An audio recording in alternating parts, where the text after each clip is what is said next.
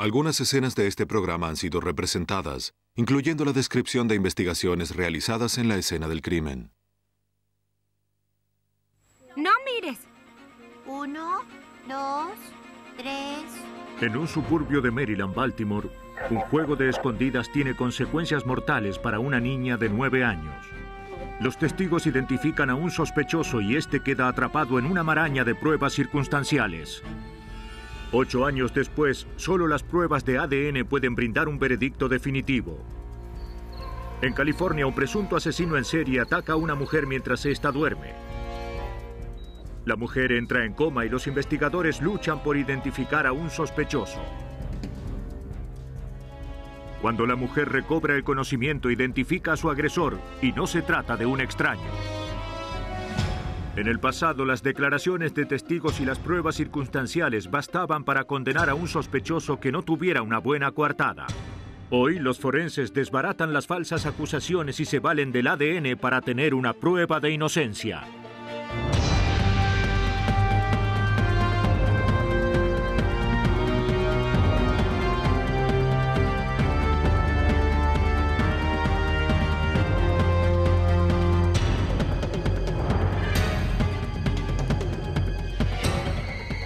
Nuevos detectives. Casos estudiados por la ciencia forense. Hoy presentamos Prueba de Inocencia. La tarde del 25 de julio de 1984, la policía acudió al desesperado llamado de un padre del suburbio de Rosedale, en Baltimore, Maryland. Yo lo llamé, soy el padre. Thomas Hamilton denunció la desaparición de su hija Dawn, de 9 años.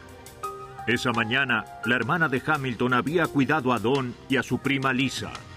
¿Dónde está? Está detrás de los edificios de apartamentos. Lisa, de 8 años, dijo a la policía que ella y Dawn habían ido a jugar a un lago cercano a las 10:30. El bosque que rodeaba la zona era ideal para jugar a las escondidas. 15, no, 20. De acuerdo. 1, ¡No mires! 2, 3... Poco después quedaron separadas. 6, 7... Lisa no pudo hallar a su prima y pensó que tal vez Dawn había decidido volver a casa. ¿Dónde está Dawn? No lo sé. Pero la niña no volvió. Una hora después, la tía empezó a preocuparse y se comunicó con su hermano. Thomas Hamilton sabía que Dawn conocía bien el bosque y no consideraba probable que la niña se hubiera perdido. Jugaban a las escondidas. Ella llevaba pantalones cortos azules. Temía que algo terrible le hubiera sucedido. ¡Dawn! ¡Dawn! ¡Dawn! Familiares, amigos y oficiales de policía formaron un grupo de búsqueda y empezaron a recorrer la zona boscosa que se extendía detrás del complejo de apartamentos. ¡Dawn! Pasaron varias horas sin que encontraran nada. ¡Dawn!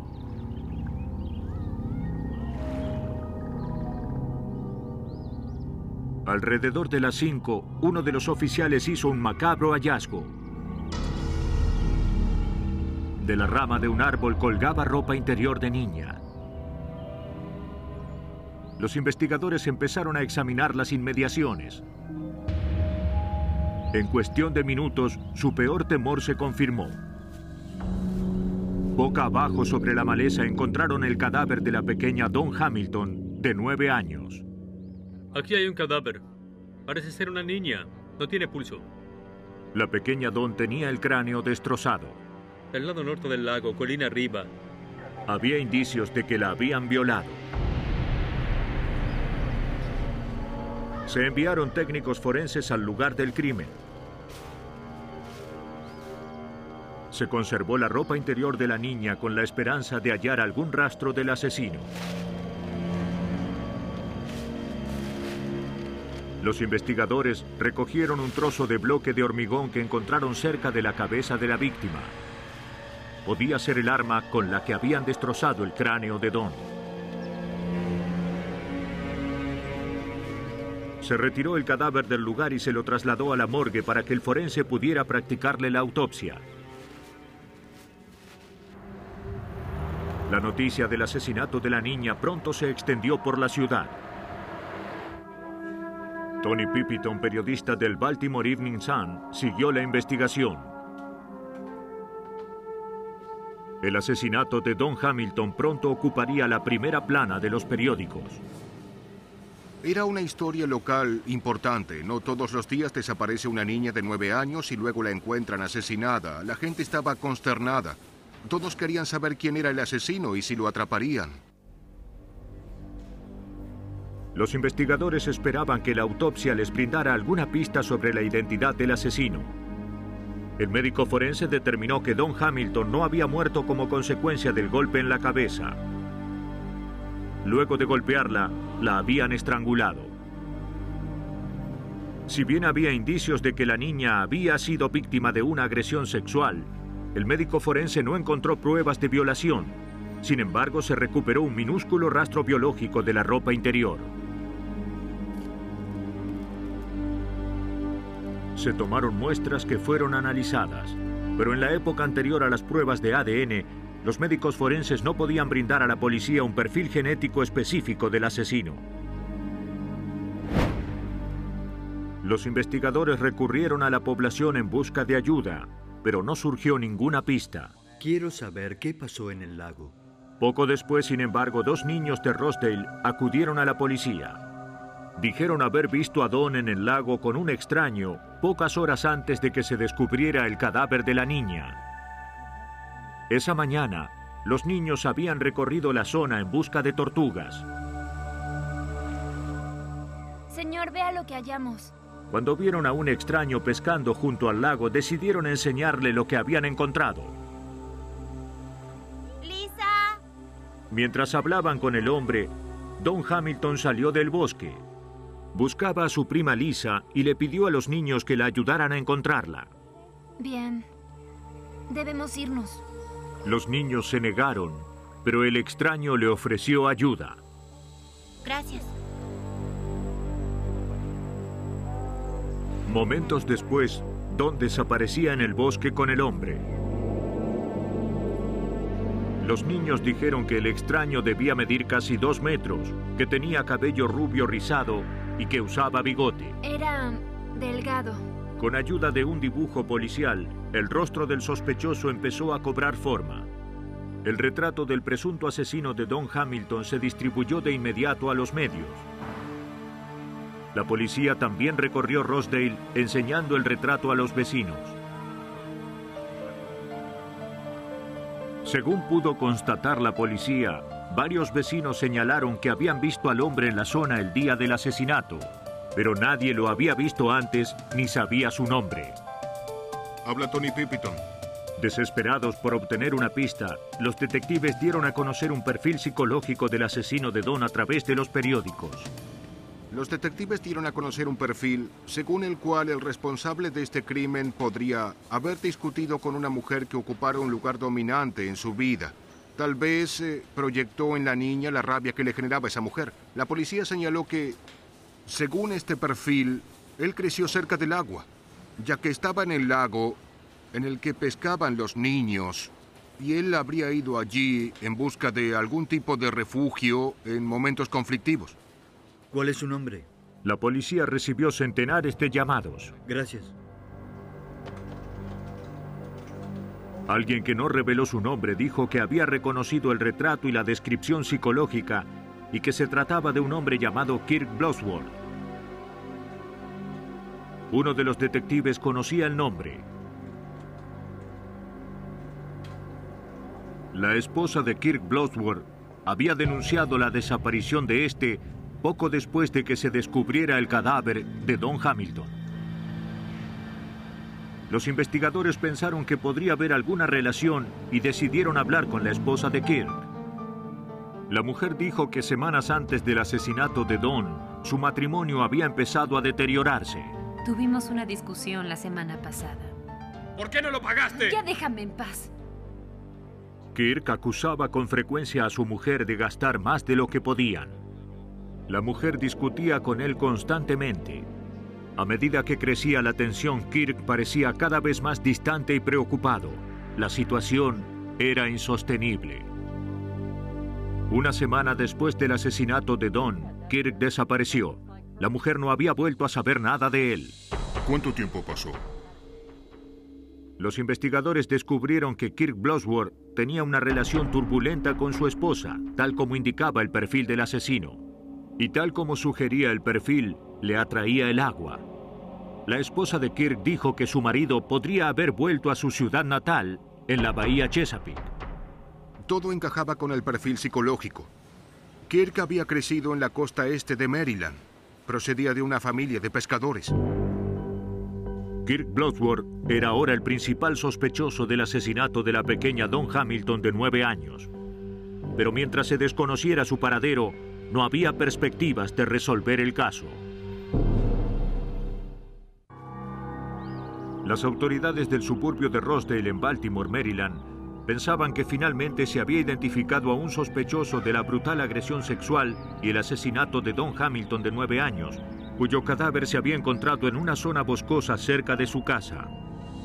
Sobre la base de un retrato policial del sospechoso, un informante anónimo reconoció a un hombre llamado Kirk Blodsworth que desapareció una semana después del crimen.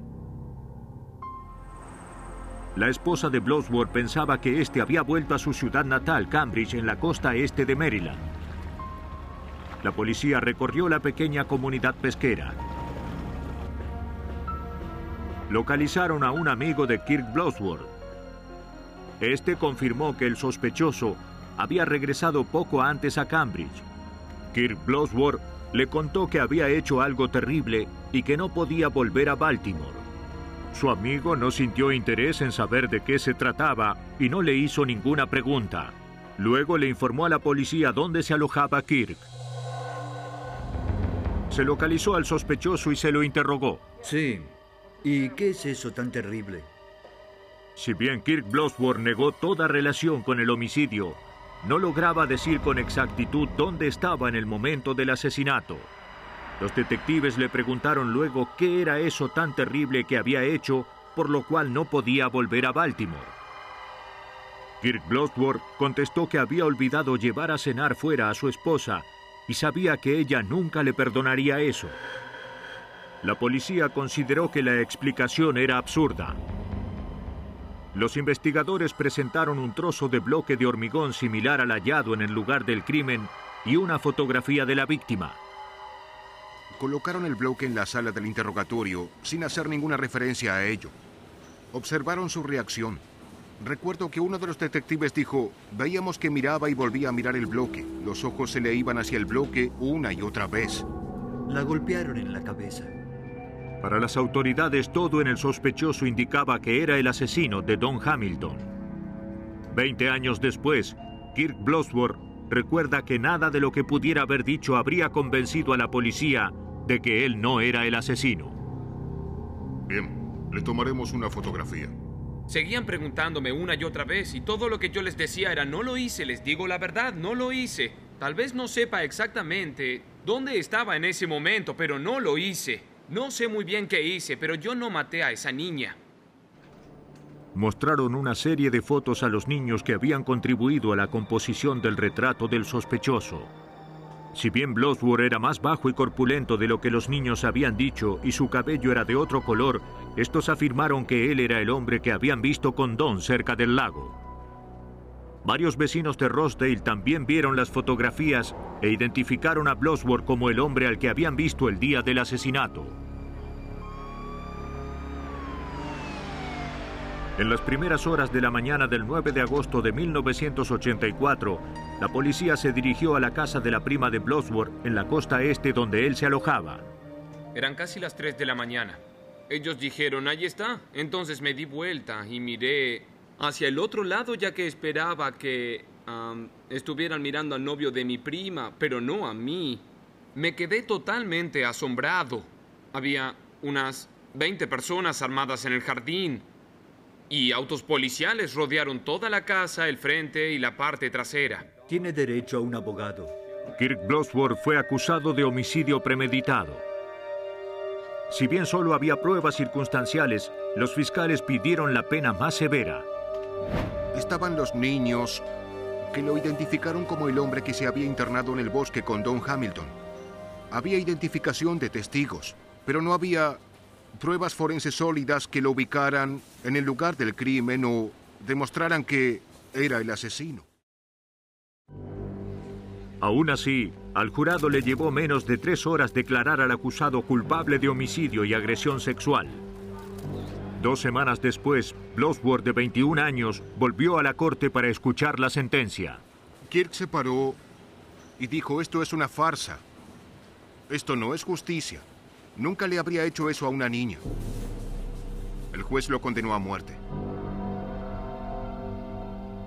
Fue una de las cosas más aterradoras que he vivido. Cuando me condenaron a muerte, toda la sala estalló en aplausos. Era mi ejecución. Y en la cárcel, Blodsworth se empeñó en revertir su condena. Finalmente logró apelar y en un segundo juicio, el juez conmutó la pena de muerte por 2 condenas a reclusión perpetua. Para un hombre que insistía en que no era culpable del asesinato de Don Hamilton, no fue ningún consuelo. Kirk Blodsworth se dedicó a buscar pruebas irrefutables de su inocencia. No le importaba cuánto tiempo pudiera llevarle. 8 años después de que lo condenaran a reclusión perpetua por el homicidio de Don Hamilton, de 9 años, Kirk Blodsworth seguía sin poder convencer a las autoridades de Maryland de que lo habían condenado injustamente. Recuerdo que hablaba con toda la gente que veía, con los que venían de visita, a quienes no conocía, con el guardia que me llevaba a la celda, con el dentista en la enfermería, con el sacerdote que venía a verme. Escribí miles de cartas en el curso de esos 8 años. Trataba de conseguir que alguien me escuchara. Pero era como si todos se hubieran vuelto sordos. Varios años después, oyó hablar de una nueva tecnología forense que utilizaba análisis de ADN para descubrir criminales. A Blodsworth se le ocurrió una idea. Pensé, bien, si es posible demostrar que una persona es culpable, se puede determinar si alguien es inocente y quedar en libertad. El doctor Ed Blake, del Laboratorio de Ciencias Forenses del Norte de California, coincidió en que los modernos análisis de ADN podrían ofrecer a Blodsworth una esperanza que antes no existía. En la época en que Don Hamilton fue asesinada, nosotros no contábamos aún con la posibilidad de hacer análisis de ADN.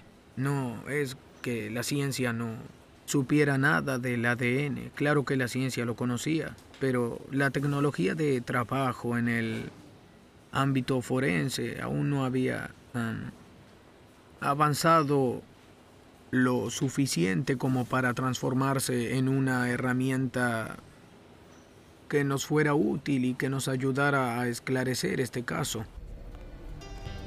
Afortunadamente para Kirk Blodsworth, las cosas cambiaron a partir de mediados de los años 80. Los forenses volvieron a examinar el caso. El único elemento que podía contener algún tipo de prueba era la ropa interior de Don, que fue hallada en el lugar del crimen. Los forenses, sin embargo, tenían 2 problemas. En primer lugar, no había ninguna seguridad de que la prenda siguiera conteniendo algún material genético. En segundo término, aun si lo hubiera, la prenda había pasado casi 9 años sin ningún tipo de control de temperatura, por lo cual el ADN podría haberse degradado demasiado como para ser de utilidad. Pero los forenses tuvieron suerte. En la tela había una mancha que parecía ser un rastro de material biológico. Valiéndose de un microscopio de alta potencia, los forenses confirmaron que habían hallado una muestra útil. Se detectó una banda genética. En el pasado, esta muestra mínima no habría bastado para los análisis, pero ahora los científicos cuentan con una nueva técnica llamada análisis PCR. La técnica le permite a los forenses aislar una única banda genética que contenga ADN. Una vez aislado, el ADN se replica millones de veces para poder contar con suficientes muestras de un gen específico y efectuar análisis. Se puede pensar en el ADN como en las letras de un libro. Por ejemplo, en un libro vemos que las letras forman frases, las frases forman párrafos y estos forman capítulos. Un libro tiene un código de 26 letras. El ADN tiene un código de 4 letras. Lo que hace el proceso PCR es examinar todo el libro y copiar la frase que nos interesa observar. Luego la copia una y otra vez para que se la pueda leer con mayor facilidad. El método tuvo éxito. Tras comparar el perfil genético de Kirk con el que se generó a partir de la prenda de la niña, el Dr. Blake concluyó que Blodsworth no era el asesino de Don Hamilton. Se informó de ello al recluso. Las lágrimas me corrían por el rostro, levanté los brazos, me paré ante las celdas y gritaba: ¡terminó! Recuerdo que levantaba las manos por el aire y todo estaba exultante. Fueron los últimos momentos de Kirk Blodsworth en la cárcel. El gobernador de Maryland indultó de inmediato a Blodsworth. Y este recuperó la libertad. El 28 de junio de 1993, luego de pasar casi 9 años en la cárcel, salió en libertad. Más tarde se le otorgó una indemnización de $300,000. Blodsworth volvió a su casa en la costa este, pero fue un amargo regreso. Su madre había muerto mientras él estaba en la cárcel. Mi madre sabía. Conocía a su hijo. Ella sabía perfectamente que un hijo suyo no podía haber hecho algo así. Supongo que todas las madres piensan así, pero ella conocía bien a su hijo.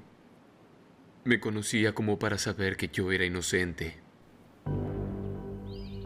Mientras el verdadero asesino de Don Hamilton sigue en libertad, la policía de Rosedale, Maryland, nunca cerrará la investigación del caso. En Maryland, un hombre inocente recuperó la libertad gracias a la moderna tecnología forense. Un hombre al que se condenó por homicidio en el sur de California también sostiene que está pagando el crimen que otro hombre cometió. A las 2 de la mañana del 30 de septiembre de 1979, Kevin Green volvió a su apartamento de Tustin, California, de donde había salido para comprar comida rápida.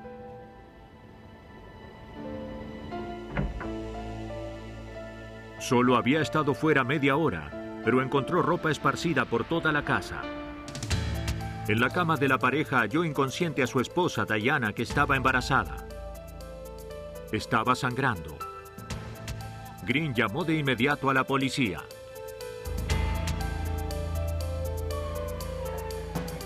La policía y personal de emergencias acudieron al lugar. Diana estaba viva, pero muy grave. La habían golpeado brutalmente. Tras estabilizar a la víctima, los paramédicos trasladaron a Diana al hospital. Una vez allí, la futura madre de 20 años entró en coma. ¿Cómo va todo, Frank? Los técnicos forenses empezaron a examinar la casa en busca de rastros que pudiera haber dejado el agresor.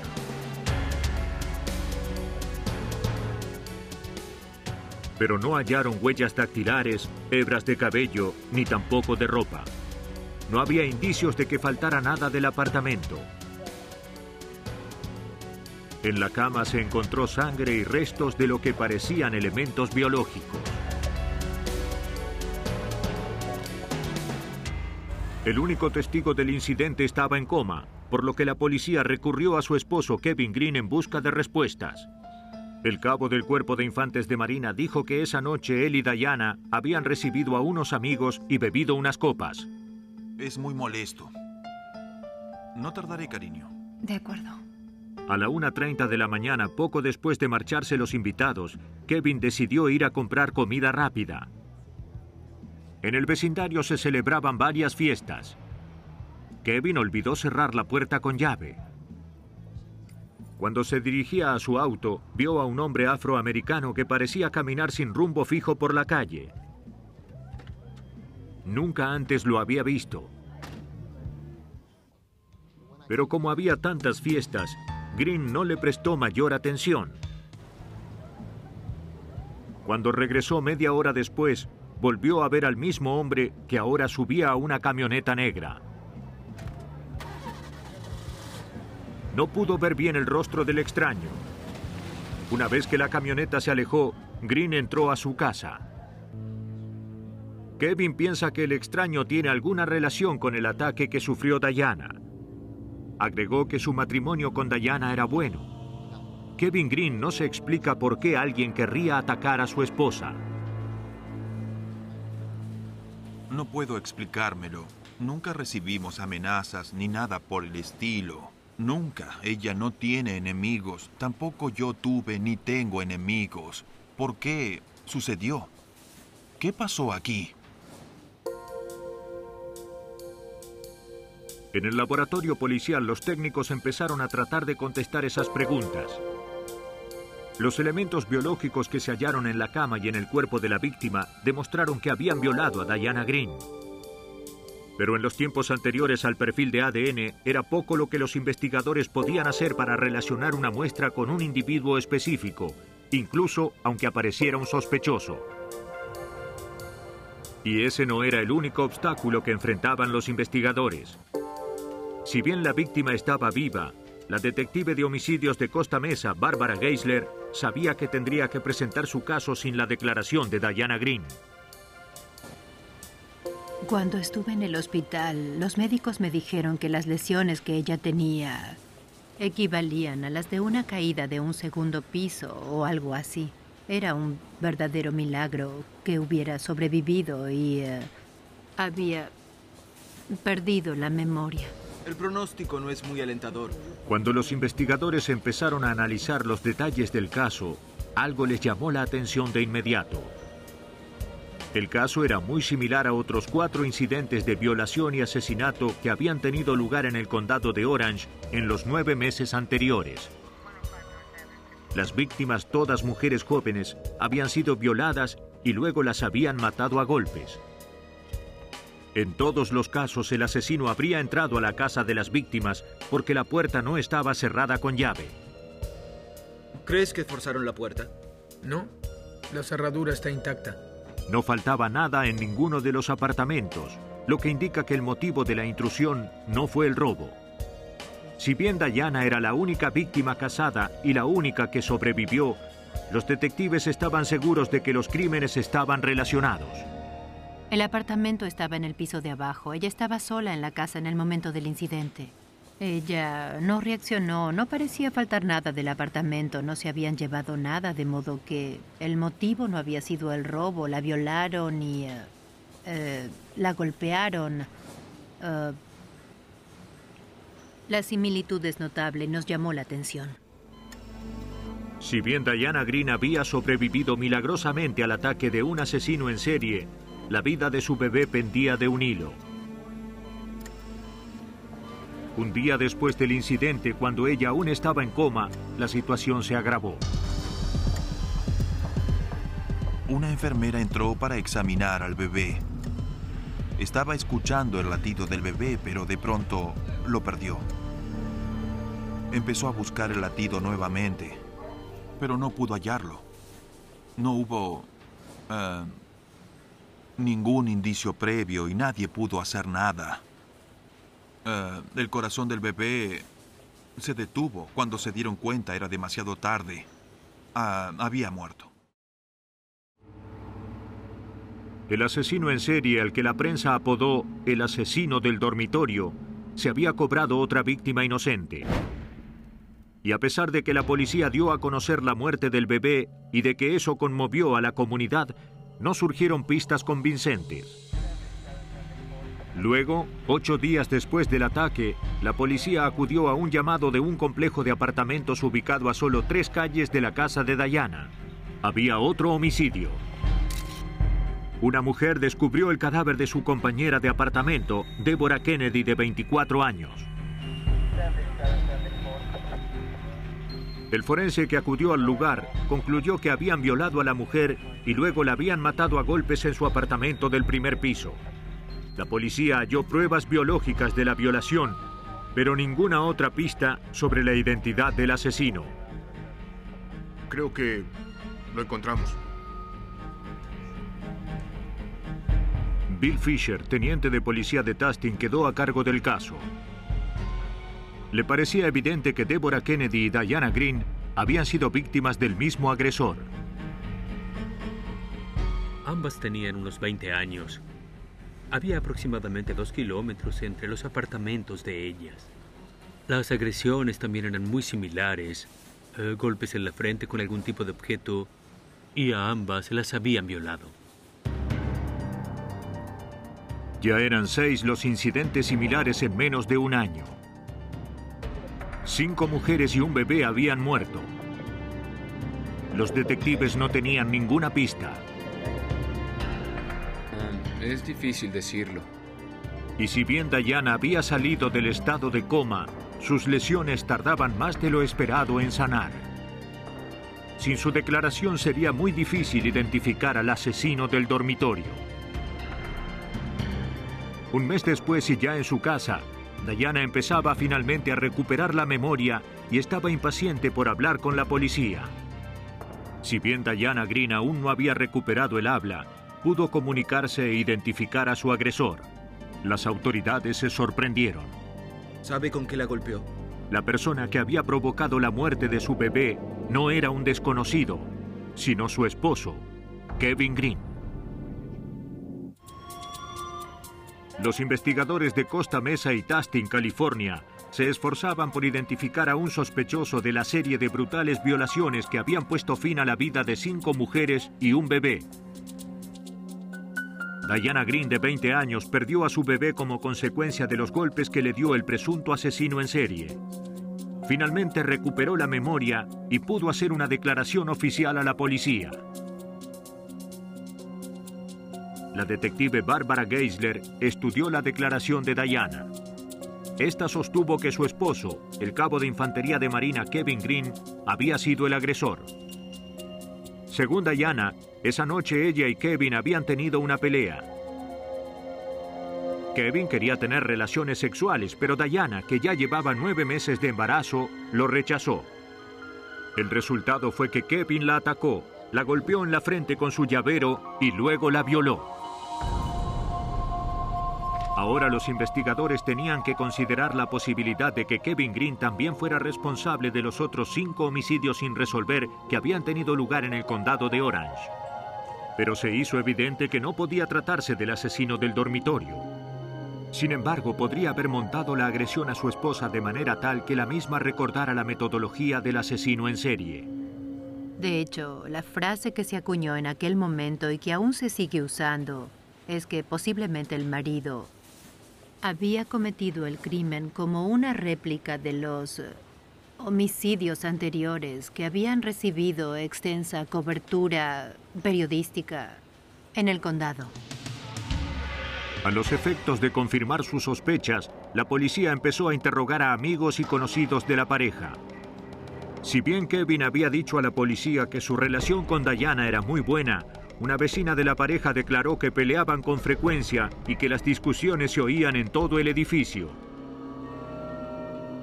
Convencidos de que iban por el buen camino, los investigadores interrogaron a Kevin Green. A los efectos de corroborar la versión de Diana, los investigadores confiscaron el llavero con el que ella sostenía que su esposo la había golpeado. Gracias, siéntese. Los análisis no revelaron rastros de sangre. Kevin Green no podía explicar cómo ni por qué su esposa pensaba que él había sido su agresor. Insistió en que no tenía ninguna relación con el incidente.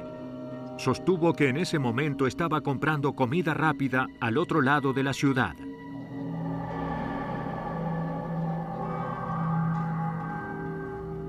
El teniente Bill Fisher del Departamento de Policía de Tustin tenía sus sospechas respecto de la coartada de Kevin. Una de las cosas que no tenía mucho sentido era que el local de comida al que fue era idéntico a un restaurante de comida rápida que había justo frente a su casa.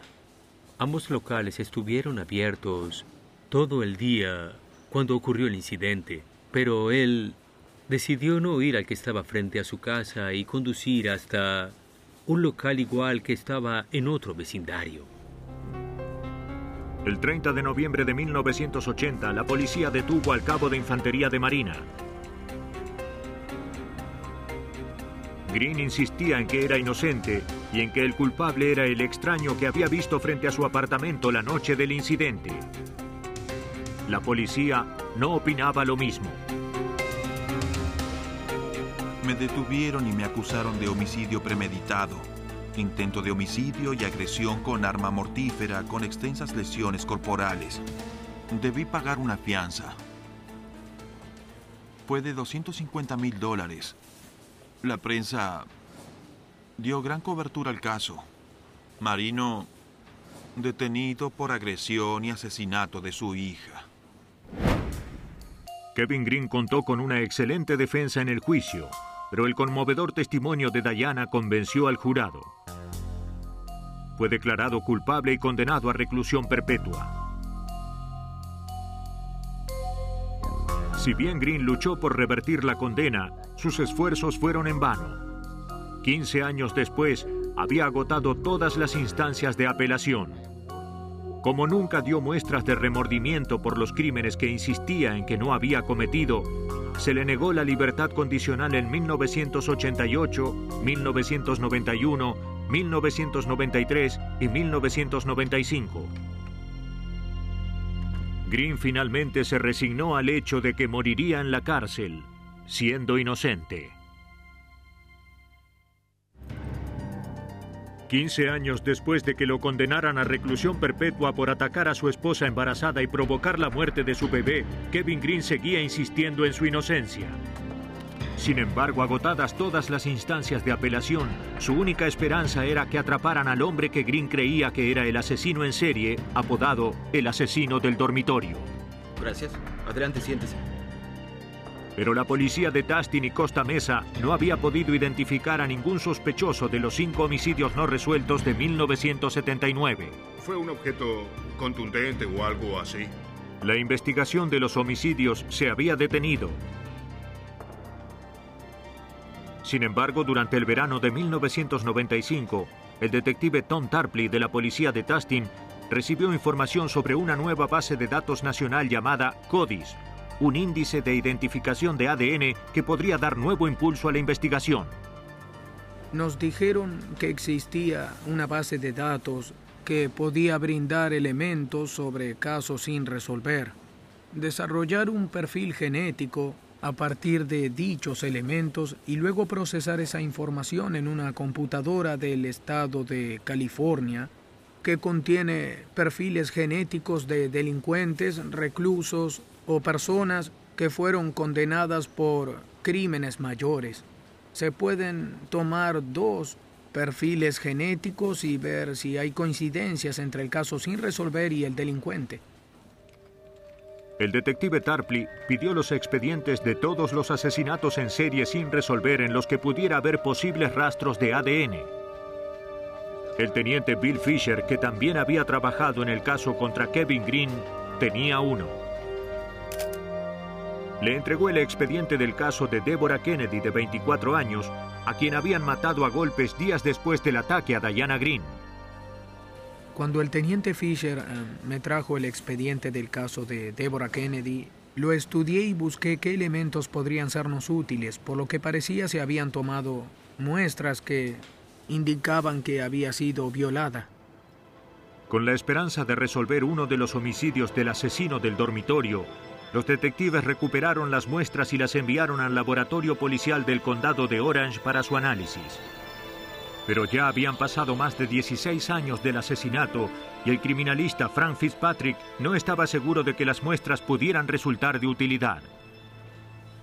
El problema era que las muestras no habían sido congeladas ni refrigeradas, por lo que no sabíamos en qué estado podían hallarse esos elementos biológicos.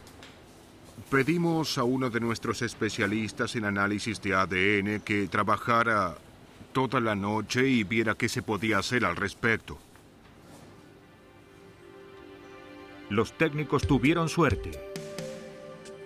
Lograron extraer rastros de material genético de las sábanas de la cama de Deborah Kennedy. Valiéndose de la técnica PCR, el ADN luego se replicó para que los especialistas contaran con material suficiente para el análisis. El análisis derivó en un perfil genético del asesino de Deborah Kennedy. Cuando los investigadores ingresaron el perfil a la base de datos CODIS, descubrieron otro que coincidía con ese. Aquí tiene. Gracias. El material biológico correspondía a un hombre que en ese momento cumplía una condena por violación en una cárcel de la zona central de California. Los investigadores fueron a la prisión e interrogaron a Gerald Parker, de 40 años, que ahora estaba relacionado con uno de los homicidios del asesino del dormitorio. Si bien fue indirecto y evasivo, Parker dio a entender que era culpable del asesinato de Deborah Kennedy. No nos dijo directamente que él lo había hecho. Tampoco nos dijo que no lo había hecho, lo cual a veces es casi lo mismo que una confesión. Todo resultó ser una especie de juego del gato y el ratón. Los investigadores insistieron y finalmente Parker admitió que había asesinado a Deborah Kennedy. Y también quiso hablar de otro caso. Gerald Parker, un ex infante de Marina, confesó que él había atacado a Diana Green en 1979. Su esposo, Kevin Green, era inocente. Parker dijo que el 30 de septiembre de 1979 entró al apartamento de los Green cuando vio que Kevin se alejaba en su auto. Golpeó a Diana con un palo mientras ésta dormía. Luego la violó, después de lo cual escapó del apartamento. Llevó a cabo la brutal agresión en menos de media hora y salió del apartamento cuando Kevin regresaba a su casa. Aunque la policía no podía explicar por qué Diana tenía ese recuerdo del ataque, ahora debía considerar la posibilidad de que después de todo, Kevin Green fuera inocente. Lo que pensé fue que estábamos ante un gran problema. En ese momento teníamos a un hombre en prisión que había estado encarcelado por un crimen que no había cometido. Pero nuestra tarea era demostrar que Parker era en verdad el asesino, y ahí es donde interviene el elemento humano. Teníamos que conseguir información que pudiera devolver la libertad a Kevin Green si él no era el agresor. Y la mejor manera de hacerlo era por medio de los elementos físicos. Las muestras biológicas del caso de Diana Green, así como las de los demás homicidios sin resolver del asesino del dormitorio, fueron sometidas a análisis de ADN. En el laboratorio policial del condado de Orange, los forenses generaron un perfil genético de todas las muestras. Todas compartían el mismo código genético y todas correspondían a Gerald Parker. Se enviaron los resultados a los investigadores. Ya teníamos pruebas físicas concluyentes, así como también las declaraciones de Gerald Parker, que admitió haber violado a Diana Green. Todo eso contribuyó a crear una duda razonable y nos convenció de que Kevin Green no podía seguir en la cárcel. Y así comenzó el proceso destinado a dejarlo en libertad. El 20 de junio de 1996, luego de haber pasado casi 17 años en prisión, Kevin Green recuperó la libertad. Los detectives lo llevaron al aeropuerto, donde hizo su primer llamado telefónico como hombre libre. Llamé a mi padre y le dije, adivina dónde estoy. Él siempre creyó que me fugaría, de modo que contestó, sé dónde debes estar. Le dije que estaba en el aeropuerto de Salinas y que me llevarían al condado de Orange para liberarme. Bueno, se quedó en silencio un minuto y luego me preguntó, ¿estás esposado? Dije no. Entonces mi padre me creyó. Se supone que un recluso no sale de la cárcel sin esposas, a menos que no vaya a volver ahí. En 1998, Gerald Parker fue juzgado y declarado culpable del ataque a Diana Green y del asesinato de su bebé. También se lo declaró culpable del homicidio de las otras 5 víctimas del asesino del dormitorio. Gerald Parker fue condenado a muerte. Los casos de personas como Kirk Bloodworth y Kevin Green sentaron un precedente. El 11 de febrero del año 2000, el senador Patrick Leahy de Vermont, presidente de la Comisión Judicial del Senado, presentó el proyecto de Ley de Protección de la Inocencia, cuyo objetivo era asegurar que no volviera a condenarse a personas inocentes por crímenes que no cometieron. Condenar a alguien a reclusión perpetua o tomar la decisión de ejecutarlo es una instancia de gran importancia. Por eso es que tenemos que estar seguros de que la persona a la que se condena es culpable. El sistema en la actualidad no funciona. Con este sistema se condena a muchas personas inocentes. Las cosas no tienen que ser así. Es muy fácil asegurarse de que eso no pase. Solo hay que evitar que ocurra. Los investigadores de homicidios a menudo tienen que basarse en pruebas circunstanciales para obtener una condena. A veces, sin embargo, las apariencias engañan. Gracias a la moderna tecnología forense, la ciencia puede dar su veredicto y hacer justicia mediante la revelación de la prueba de inocencia. Versión en español, Palmera Record.